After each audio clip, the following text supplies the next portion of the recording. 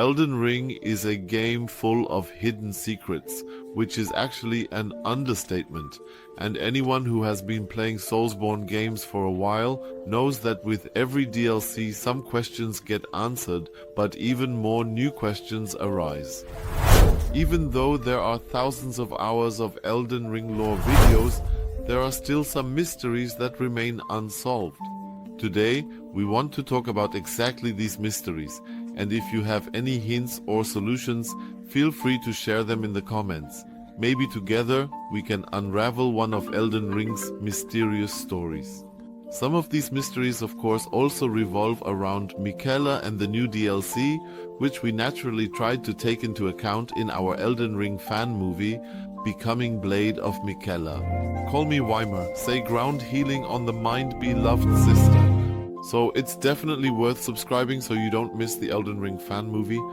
The release is officially planned for February, most likely towards the end of the month, but there will be as well an official release trailer for it as well. But now, let's get to the first questions that have been on my mind for quite some time, my top 5 unsolved Elden Ring mysteries. The secret of the Mausoleums. Let's start with the Mausoleums, which are already quite mysterious in themselves, but inside they become even more deeply and profoundly unsettling, because here we find coffins, not just any ordinary coffins, but rather the coffins of Marika's unwanted children. These children, who are clearly born as demigods because they are descended from Marika, are a great mystery in Elden Ring. Who is the father of these children, and why were they buried beheaded? As we know, demigods are not so easy to kill and are actually almost immortal. Especially after the rune of death was banished and death no longer truly exists in the lands between, does that mean these children are from the time when the rune of death was still active? Were they beheaded because it was the only way to kill them?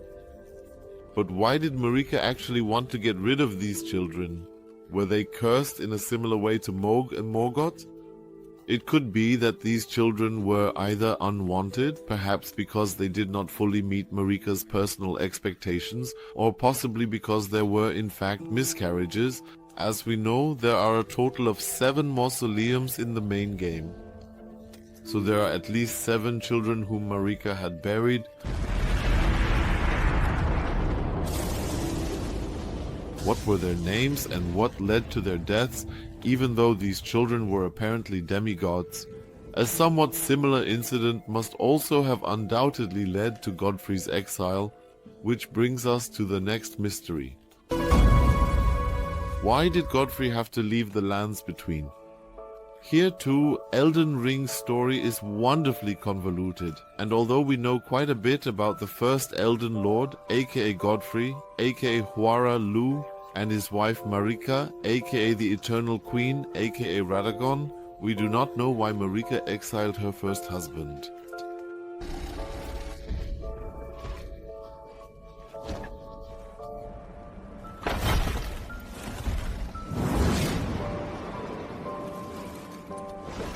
Explained? The publication again. Especially considering that Godfrey won numerous battles for his wife and even took up the fight against the giants. But once all the legendary battles had been fought, and Godfrey might have even thought, hey, let's finally relax for a brief moment of peace, Marika exiled and banished her first husband, the famed warrior Godfrey, from the lands between along with his loyal army, so that he could continue fighting in battles and earn the glory needed to one day return to the lands between. Huh? Why? I mean, Godfrey really fulfilled all of his wife's wishes. Still, we actually have no idea why he was banished. However, in my last Elden Ring video, I shared a theory that might fit. Definitely check it out. Maybe Marika already knew about the events in the future and that the Elden Ring would eventually be destroyed.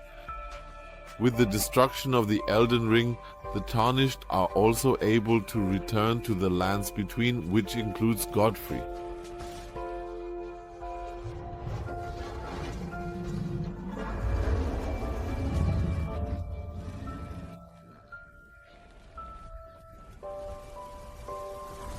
Perhaps Marika wanted to ensure that her power would continue to exist even after the Elden Ring was already destroyed. A kind of backup in case things didn't work out so well with Radagon. But all of this is just theory and the topic hasn't really been resolved yet, just like the question of which universe Elden Ring actually takes place in. So if you want to learn more about that, feel free to check out the video on it. Of course, there are still many other unsolved mysteries from the main game. How did Miquella actually meet Radahn, or rather, when did he make him the promise to become his husband? When and how did Morg actually abduct Miquella from the Halig Tree, the place that's full of soldiers?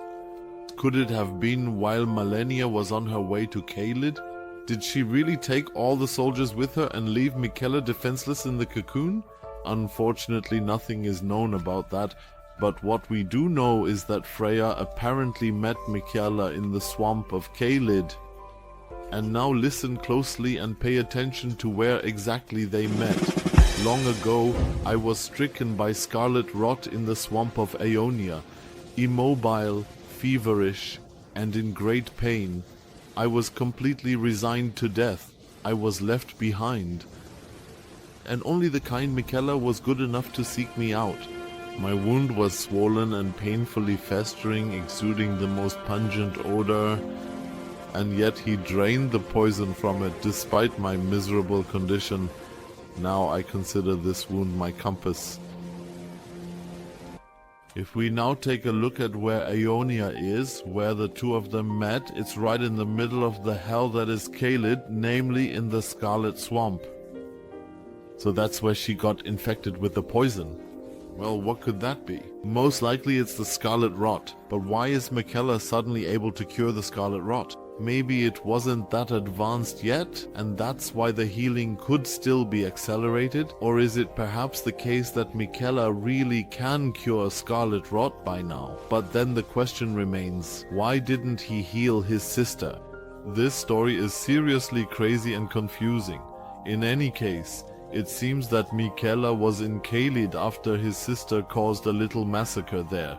Unfortunately, none of it is really comprehensible, but that brings us to the next question. Are there really two Torrents? The mysteries surrounding Miquella are endlessly vast.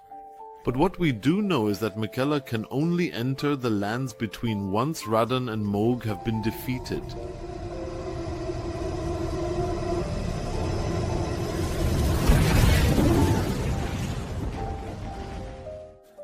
So his journey through the lands between begins at roughly the same time as ours.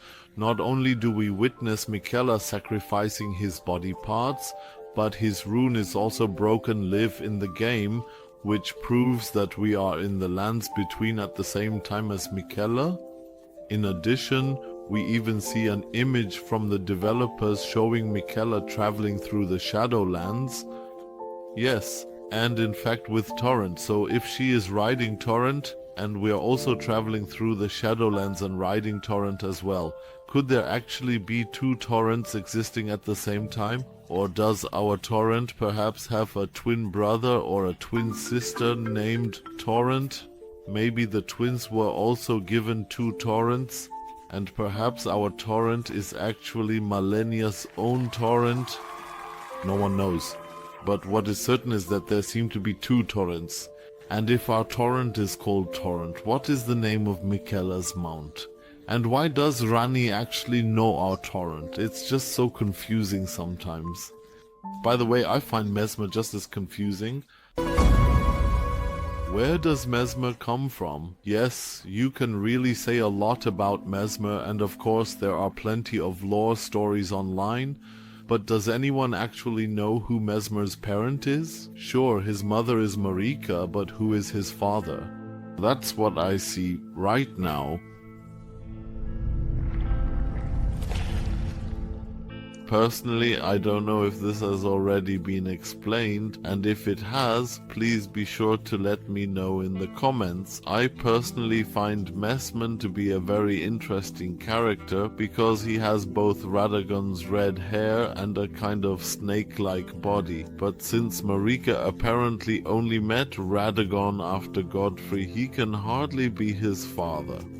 But if Marika has always been Radagon, since Marika is Radagon, which is probably the greatest mystery in Elden Ring, then Messmer's red hair could possibly come from Marika, aka Radagon, aka the Eternal Queen. However, the snake suggests more that Marika formed a connection with the serpent god.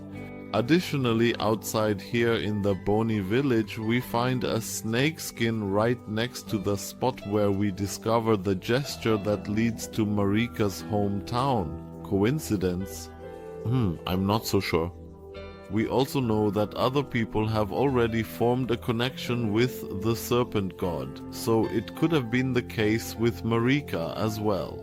It's also strange that we know Messmer's sister quite well. That's Melina, and she doesn't seem to have anything to do with a snake at all. As I mentioned in the last video, however, Melina could also be a creation of Eureka.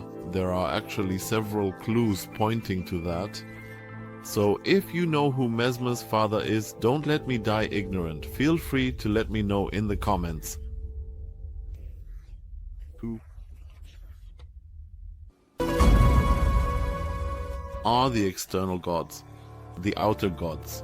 This is a question that has been on my mind for a long time, and one about which we learn very little in the game. Who actually are the outer gods, and how many of them are there? Can the outer gods be seen as a religion? No one knows. But what we do know is that the Greater Will is the only one of the outer gods that has influence over the lands between.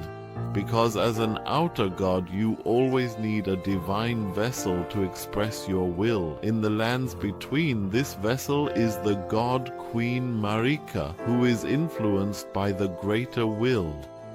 However, we do know that there are at least 4 outer gods explicitly mentioned in the game in total, and these gods are also known for their summons.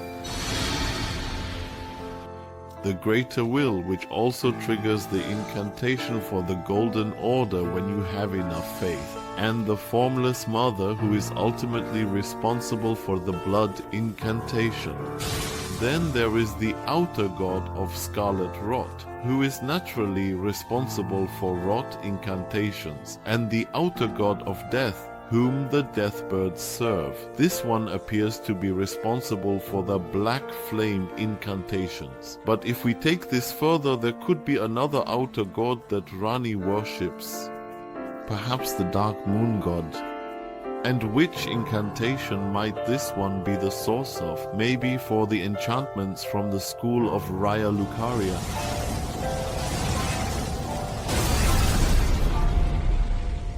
So if every incantation truly requires a source of power, then there must be many more outer gods that we know absolutely nothing about.